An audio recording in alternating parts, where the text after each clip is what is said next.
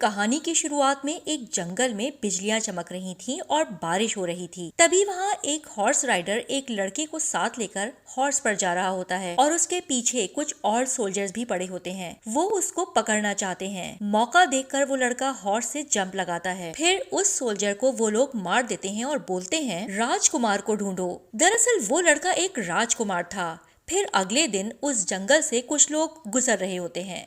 वहाँ वो उस राजकुमार को बेहोशी की हालत में देखते हैं और उसे उठाकर केज में डाल देते हैं। उसमें पहले से ही कुछ लोग होते हैं। लगता है ये लोग गरीब लोगों को गुलाम बनाकर उनसे अपने काम करवाते हैं। फिर वो उस राजकुमार को लेकर वहाँ से चले जाते हैं और जब उसी केज से बाहर निकाला जाता है तो वो लड़का भागने की कोशिश करता है। तभी एक आदमी उसे पकड़ लेता है, लेकिन वो उसके हाथ पर काट लेता है। फिर वो आदमी गुस्से में आकर बोलता है, इसे पानी में फेंको। उस लड़के पर रेड कलर वाला पानी फेंका जाता है और उसे बाहर लाया जाता है, जहाँ वहाँ का सरदार कहता है, अब मजा आएगा, शिकार सामने है। तभी उस लड़के के हाथ में एक पत्थर होता है। वो जोर से उस आदमी जो कि उसे पकड़ने आए होते हैं उसे वो पत्थर मारता है, जिससे उसकी आंख फूट जाती है। फिर वो आदमी गुस्से से उस लड़के को एक वेल जिसमें क्रोकोडाइल होता है फेंक देता है। वहीं एक आदमी जो कि एक डाकू है ये सब देख रहा होता है। उसका नाम चार्निंग होता है। वो गरुड़ रजिया के लुटेरों का सरदार होता है। फिर उस वेल में क्रोकोडाइल बाहर आता है। वो लड़का पूरी ताकत से उससे लड़ता है। सब लोग उस फाइट का मजा ले रहे होते हैं। वो लड़का वेल से बाहर निकलने की कोशिश करता है, लेकिन जो आदमी उसे पकड़कर लाया था वो उसे दोबारा अंदर डाल देता है। फिर वो डाकुओं का सरदार चार्निंग और उसके आदमी उस कबीले के लोगों को मारने लगते हैं। चार्निंग उस वेल में एक नाइफ फेंकता है और बोलता है, जीना या मरना अब तुम्हारे हाथों में है। फिर थोड़ी देर बाद हम देखते हैं वो लड़का उस नाइफ से उस क्रोकोडाइल को मार देता है। चार्निंग ये देखकर खुश हो जाता है और उस लड़के को बचाकर अपने कबीले में ले जाता है। वो लड़का जब सो रहा होता है तो ड्रीम में वो अपने माँ बाप और एक लड़की को देखता है जो उससे पूछ रहे होते हैं, तुम वापस कब आओगे। इसके बाद वो लड़का वहाँ एक ओल्ड मैन को देखता है। वो ओल्ड मैन चार्निंग से पूछता है, क्या ये वही लड़का है। तो चार्निंग कहता है, हाँ, जिस तरह ये वहाँ पर लड़ रहा था उससे मुझे किसी की याद आ गई। फिर चार्निंग उस लड़के को ओल्ड मैन के सामने लाता है। ओल्ड मैन बोलता है, ये कोई आम लड़का नहीं है। जब भी ये हथियार उठाएगा दुश्मन माफी की भीख मांगेगा। पूरी दुनिया को ये लड़का जीत सकता है। फिर चार्निंग उस लड़के से कहता है, मैं हूँ चार्निंग, गरुड़ रजिया के लुटेरों का सरदार। तुमने जिस तरह उस क्रोकोडाइल का सामना किया मैं तुमसे इम्प्रेस हूँ। अगर तुम यहाँ रहकर फाइटिंग करना सीखना चाहते हो तो तुम्हें मैं वेलकम करता हूँ, और अगर तुम जाना चाहते हो तो मैं तुम्हें नहीं रोकूंगा। फिर वो लड़का बाहर जाकर देखता है कि सब लोग फाइट सीखने और फाइट के लिए वेपन्स को बना रहे थे। ये देखकर वो वहाँ रुकने का फैसला करता है। आपको बता दें कि वो लड़का एक राजकुमार था और उसका नाम राजा होता है। फिर वो सोचता है, मैं यहीं रहकर फाइट करने के तरीके सीखूंगा। वो फिर वहाँ सब कुछ सीखता है। चार्निंग उसे फाइटिंग के सब तरीके सिखाता है। वो राजा से कहता है, तुम्हें फाइटिंग करने के सारे तरीके सीखने होंगे अगर तुम जंग में जीतना चाहते हो तो। हमारा वेपन हमारी पावर को दिखाता है। जो अपने वेपन और अपनी सोच को मिला लेता है तो दुनिया उसके कदम चूमती है और उसके सामने अपने सर को झुका देती है। वहाँ अलग अलग मास्टर भी होते हैं। कोई उसे तलवारबाजी, कुश्ती, कंग फू और कोई जादू के तरीके सिखाता है। वो उस कबीले में रहकर बड़ा हो जाता है। चार्निंग उसको कहता है, मैं इस कबीले का सरदार हूँ। मैंने तुम्हें नया जन्म दिया है। अब तुम इस कबीले के फाइटर हो। अगले सीन में एक एलिफेंट का झुंड होता है। राजा उसमें सबसे बड़े एलिफेंट को अपने काबू में कर लेता है, जिससे सभी एलिफेंट उसके सामने झुक जाते हैं। फिर चार्निंग कहता है, अब तक राजा सभी तरह की फाइट सीख चुका है, तो अब टाइम है उसके आमने सामने की फाइट का। फिर चार्निंग उसका टेस्ट लेता है। पहले वो एक तलवारबाजी का कंपटीशन होता है और राजा बड़ी तेजी से उस फाइटर को हरा देता है। सभी मास्टर और चार्निंग उसका ये कंपटीशन देख रहे होते हैं। फिर उसके कंग फू का टेस्ट होता है तो राजा उसमें भी अपने सामने वाले फाइटर को हरा देता है। इसके बाद एक पहलवान से उसकी कुश्ती का मुकाबला होता है, उसमें भी वो जीत जाता है। चार्निंग खुश होकर कहता है, तुम्हारा कोई मुकाबला नहीं मेरे बेटे, मैं ये बात जानता हूँ। आखिर में उसके दिमाग का इम्तिहान होता है। एक डार्क केव में एक खौफनाक औरत होती है। वो औरत रो रही होती है, मेरी मदद करो, मेरी मदद करो। राजा उसके पास जाता है और उसे कहता है, घबराए मत, मैं तुम्हारी हेल्प करूंगा। वो उसे अपना हाथ देकर खड़ा करता है, लेकिन वो औरत राजा पर अटैक कर देती है। राजा भी अपने डिफेंस में फाइट करता है। फिर चार्निंग ऊपर से एक नाइफ फेंकता है और बोलता है, मरना या मारना अब तुम्हारे हाथ में है। राजा उस औरत को मार देता है। तो चार्निंग कहता है, फाइट में अपने सामने वाले की जान लेना एक अच्छे फाइटर की निशानी होती है। फिर सभी टेस्ट में वो पास हो जाता है। अगले दिन सबके सामने वो ओल्ड मैन अनाउंस करता है कि सभी एलिफेंट्स ने इस लड़के को लीडर माना था, इसलिए ये हमारे कबीले में खुशहाली लाएगा। फिर चार्निंग कहता है, मैं सबके सामने अनाउंस करता हूँ कि आज से मेरी जगह मेरा बेटा राजा तुम सबका लीडर होगा। सारे कबीले के लोग खुश हो जाते हैं। इस तरह उस लड़के राजकुमार राजा को चार्निंग एक नाइफ देकर वहाँ का लीडर बना देता है। इसके बाद राजा अपने साथियों के साथ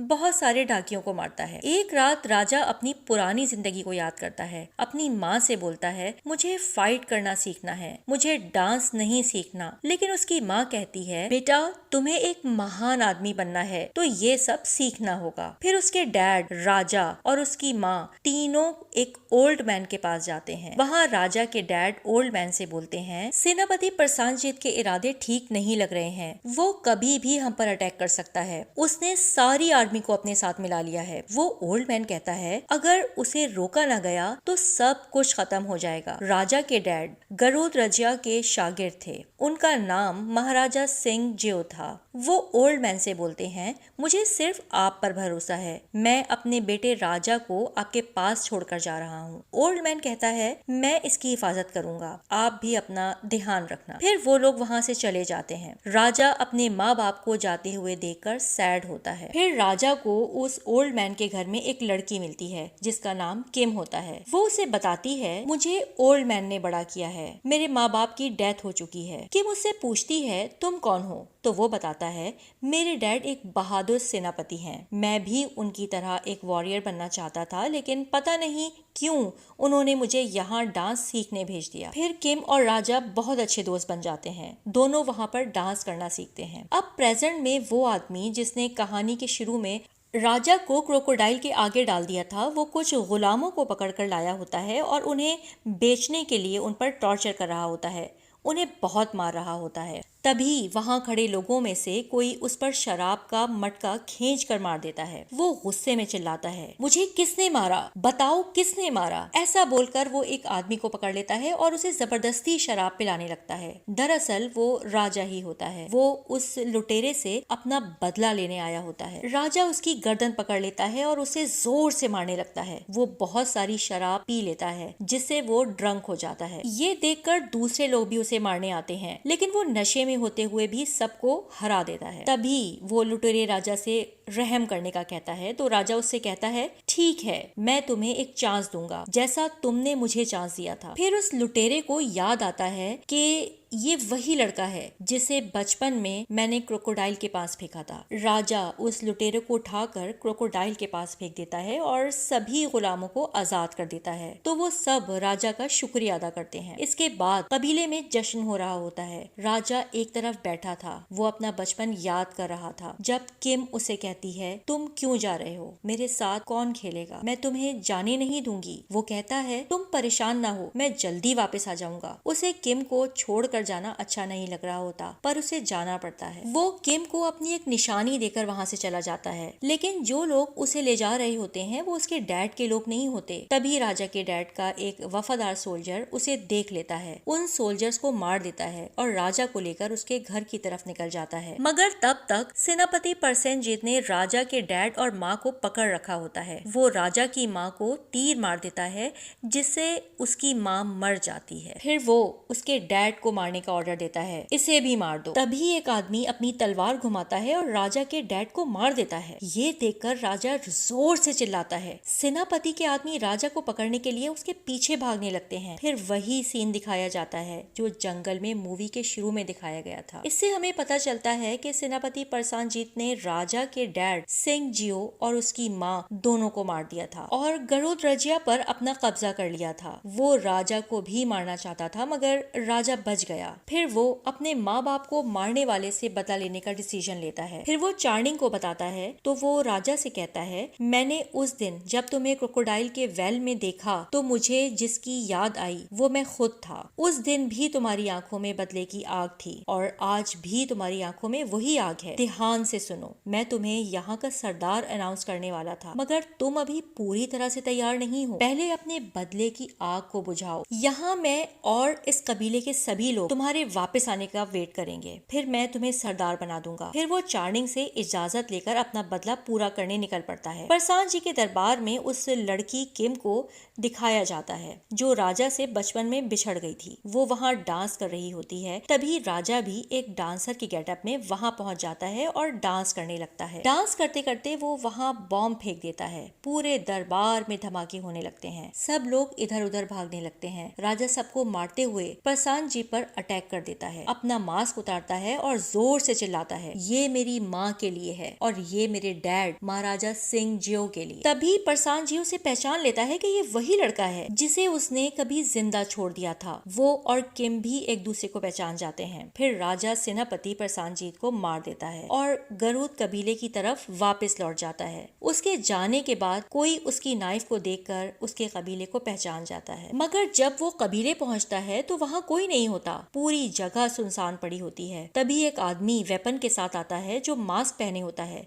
वही मास्क जो उस आदमी ने पहना था जिसने राजा के डैड को मारा था। उस आदमी को देखकर राजा की आंखें गुस्से से लाल हो जाती हैं। वो उसे मारने के लिए दौड़ पड़ता है और दोनों के बीच हार्ड फाइट शुरू हो जाती है। आखिर में राजा उसे भी मार देता है मगर फिर वहाँ बहुत सारे आदमी आते हैं। सब मास्क पहने होते हैं। राजा उन सब से लड़ता है। राजा भी जख्मी हो जाता है लेकिन फिर भी एक एक करके सबको मार देता है। एक साथ दो दो आदमी उस पर हमला करते हैं पर राजा उन सबको खत्म कर देता है और फिर लड़ते लड़ते उसके पेट पर तलवार लग जाती है तो राजा नीचे गिर जाता है। फिर हिम्मत करके वो मिट्टी उठाकर अपने जख्म पर लगा लेता है और कपड़े को उस जख्म पर बांध देता है। वहाँ बहुत सारे आदमी आ जाते हैं तो राजा इन सबको मारने लगता है और राजा बहुत थक गया होता है। तभी वहाँ एक एलिफेंट आता है जिसको राजा ने अपने काबू में किया था। वो एलिफेंट राजा की हेल्प करने लग जाता है। फिर राजा उस एलिफेंट की हेल्प से सबको मार देता है। फिर वो एलिफेंट के ऊपर बैठ जाता है। तभी उस एलिफेंट पर एक आदमी आकर राजा से लड़ाई करने लगता है। वो राजा को मारता है और ऊपर से नीचे गिरा देता है और फिर एलिफेंट को काबू में करके वहाँ से ले जाने लगता है। फिर वहाँ सेनापति परसानजीत और उसकी आर्मी आ जाती है। एक्चुअली राजा ने जिसको उस महल में मारा था वो कोई और था जिसने सेनापति का गेटअप किया हुआ था। फिर वहाँ गरुद कबीले का सरदार चार्निंग भी आ जाता है। सेनापति कहता है, अगर तुम इसे मार दो तो मैं तुम्हारे कबीले को आजाद कर दूंगा। और सेनापति राजा से कहता है, चार्निंग वही आदमी है जिसने तुम्हारे डैड को मारा था, आज वो तुम्हें भी मार देगा। फिर चार्निंग अपनी तलवार निकालता है और राजा पर अटैक करने लगता है। वो राजा से कहता है, तुम्हें बचाते हुए मेरे आदमी मारे जाएंगे इसलिए तुम्हें मरना होगा। मुझे अगर पहले पता होता तुम उस आदमी के बेटे हो तो मैं तुम्हें पहले ही मार देता। फिर चार्निंग की तलवार राजा की तलवार से टकराकर आपस में फंस जाती है। चार्निंग राजा से कहता है, मेरी गर्दन काट दो और अपने डैड का बदला ले लो। लेकिन राजा ऐसा नहीं करना चाहता। लेकिन चार्निंग उसकी तलवार पर जोर लगाता है जिससे चार्निंग की तलवार के दो टुकड़े हो जाते हैं और एक टुकड़े से चार्निंग का गला कट जाता है और उसकी वहाँ पर डेथ हो जाती है। राजा ने अपने डैड की मौत का बदला ले लिया होता है लेकिन ये उसका बैड लक था कि उसने उस आदमी को मारा जिसने उसे बेटे की तरह बड़ा किया था। राजा चार्निंग को खोकर बहुत सैड होता है। फिर सेनापति अपनी आर्मी से कहता है, इसको मारो यहाँ तक कि इसकी डेथ हो जाए। फिर हमें बताया जाता है राजा ने उनसे फाइट करके अपनी जान बचाई। फिर वो चार्निंग के कबीले का सरदार बन जाता है और किम से शादी करके अपनी फैमिली बना लेता है और जब तक वो जिंदा रहा उसने पीसफुल लाइफ गुजारी और यहीं पर ये मूवी खत्म हो जाती है। डियर फ्रेंड्स, अगर आपको इस मूवी की एक्सप्लेनेशन पसंद आई है तो लाइक और शेयर कर दें। मिलते हैं एक नई मूवी की एक्सप्लेनेशन में। तब तक के लिए bye bye and take care.